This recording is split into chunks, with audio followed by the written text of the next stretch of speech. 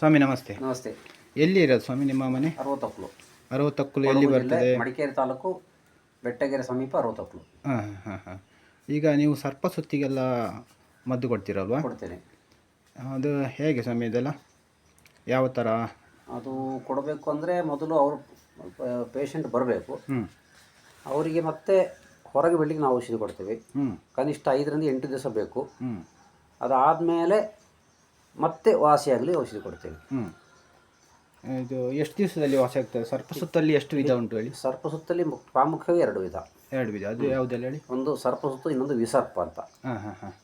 Herpes ಝೋಸ್ಟರ್ ಅಂತ ಹೇಳ್ತಾರೆ ಸರ್ಪ ಸುತ್ತಿಗೆ, ಹರ್ಪಿಸ್ ಮೈನರ್ ಅಂತ ಹೇಳ್ತಾರೆ ವಿಸರ್ಪಕ್ಕೆ. ಮತ್ತು ಸುಮಾರು ಒಂದು 15 ದಿವಸ ಬೇಕು ವಾಸಿಯಾಗಲಿಕ್ಕೆ. ಇದೆಲ್ಲ ನಾಟಿ ಔಷಧಿ ಅಲ್ಲ? ನಾಟಿ ಔಷಧಿಗಳು. ನಾಟಿ ಔಷಧಿ ಜೊತೆಗೆ ಆಯುರ್ವೇದದ್ದು ಕೊಡ್ಬೋದು. ಹಾಂ ಹಾಂ ಹಾಂ. ಈಗ ನಿಮ್ಮ ಕಾಂಟ್ಯಾಕ್ಟ್ ನಂಬರ್ ಹೇಳ್ತೀರಾ ಸ್ವಾಮಿ? ಹಾಂ, ವೀಕ್ಷಕರಿಗೆ ಕಾಂಟ್ಯಾಕ್ಟ್ ನಂಬರು 9481883474, 9741445610.